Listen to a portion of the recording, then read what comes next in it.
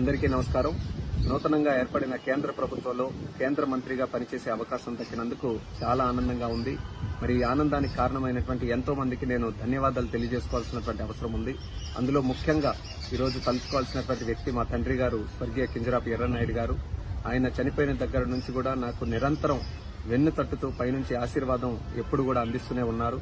అలాగే ముఖ్యంగా మరి నాన్నగారు చనిపోయిన దగ్గర నుంచి హక్కును చేర్చుకుని నాకు నిరంతరం గైడెన్స్, సపోర్ట్ అన్ని ఇస్తున్నటువంటి మా అధినాయకుడు నారా చంద్రబాబు నాయుడు గారు, అలాగే నాకు సోదరుడు భావంతో చూస్తున్నటువంటి మా లోకేష్ అన్న గారు, అలాగే పవన్ కళ్యాణ్ గారు, అలాగే మన నరేంద్ర మోదీ గారు, మరి ముఖ్యంగా మా బాబాయ్ అచ్చెన్నాయుడు గారు, మా కుటుంబ సభ్యులు, మా అమ్మ, అలాగే మా సతీమణి అందరూ కూడా ఎన్నో త్యాగాలు చేసి ఈరోజు నేను 3 సార్లు గెలవడానికి కారణమయ్యారు.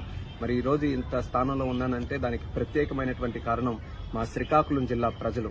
మీరు నా మీద చూపిస్తున్నటువంటి ప్రేమాభిమానం ఎంతవరకు తీసుకుని వచ్చిందో ఈరోజు ప్రత్యేకంగా మీరందరూ కూడా చూస్తున్నారు.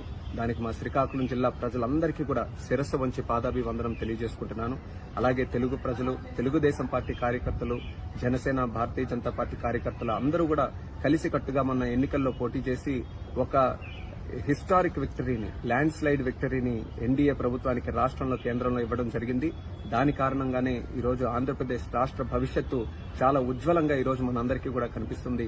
అందులో పనిచేసే అవకాశం ఈరోజు చంద్రబాబు నాయుడు గారి నేతృత్వంలో, మోదీ గారి నేతృత్వంలో మాకు కలగడం అనేది మా అదృష్టంగా భావిస్తున్నాం. ఈ పదవి మా ఒక్కరిదే కాదు, ఆంధ్రప్రదేశ్ రాష్ట్ర ప్రజలదనేది మళ్లీ గుర్తు చేస్తున్నాను. ఈ 5 సంవత్సరాలు కూడా తెలుగుదేశం పార్టీ మీ అందరికీ కూడా తెలిసిందే. గత 40 సంవత్సరాలుగా తెలుగు ప్రజలు ఎక్కడ ఉన్నా, ఏ కష్టాల్లో ఉన్నా వాళ్ళ కోసం మేము పనిచేస్తూ వచ్చాం.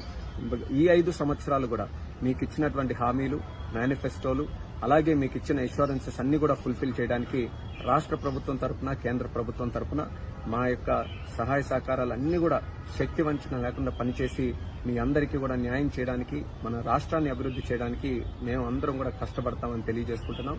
మరి ముఖ్యంగా ఆంధ్రప్రదేశ్ రాష్ట్రాన్ని మళ్లీ అభివృద్ధి పటంలో నడిపి దేశంలోనే నెంబర్ 1 రాష్ట్రంగా మనం తయారు చేయాలి. అదే మా అందరి తాలూకు లక్ష్యం. దానికి కేంద్ర